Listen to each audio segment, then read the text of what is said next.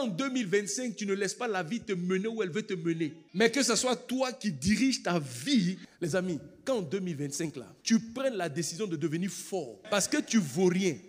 Alors, l'ascension des rois, en tant que roi, et les amis, quand on dit que quelqu'un est un roi, quand tu es le roi de ta vie, ça veut dire que tu gouvernes ta propre vie. Ça veut dire que tu as le contrôle de ta propre vie. Ça veut dire que tu prends des décisions de ta propre vie. Ça veut dire que tu assumes les responsabilités pour que ta vie réussisse. Les amis, monter en tant que roi, le pasteur Mohamed l'a expliqué, c'est devenir un responsable conscient de sa vie. Quand en 2025, tu ne laisses pas la vie te mener où elle veut te mener, mais que ce soit toi qui diriges ta vie à la réussite. Yes, tu dois devenir responsable de ta vie. Les amis, la Bible dit que chacun d'entre nous se présentera devant Dieu pour rendre compte.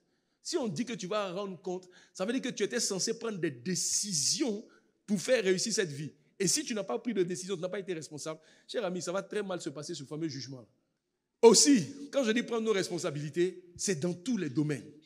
Les amis, quand en 2025, là, tu prennes la décision de devenir fort, parce que tu ne vaux rien. Les amis, l'Église ne domine pas, l'Église ne gouverne pas, parce que même dans nos métiers, on est moyen, on n'est pas fort. Ça fait quelques années que je vous répète, les amis, décidons de devenir excellents. Vous allez voir que notre ciel sera ouvert et tu vas constater que la volonté de Dieu, c'est de te bénir.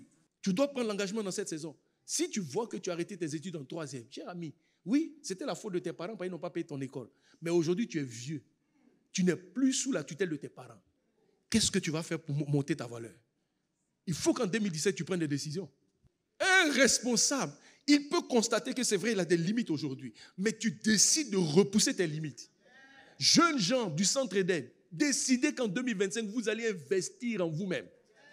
Quand tu es déterminé à être un bon roi, cher ami, tu vas voir que lire un livre ne devient plus dans ta vie un problème.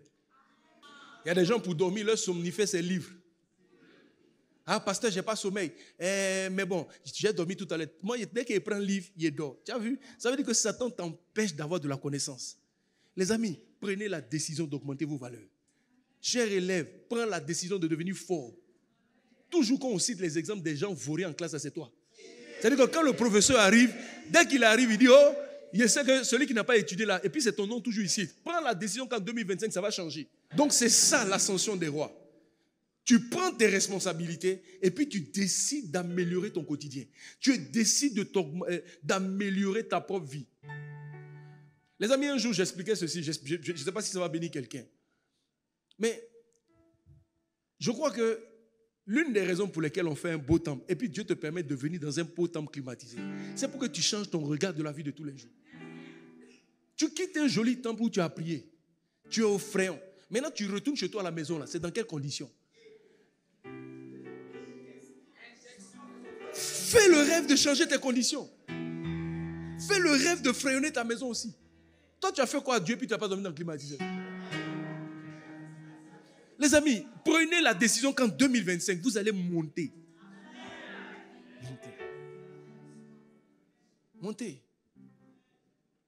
Prenez la décision. Prends la décision de devenir fort. Aujourd'hui, peut-être tu travailles dans une entreprise, tu as un certain niveau bas. Oui, c'est l'étape du moment. On est conscient de l'étape du moment, mais maintenant, comment on monte? Les amis, si vous ne prenez pas la décision de monter, vous ne monterez pas.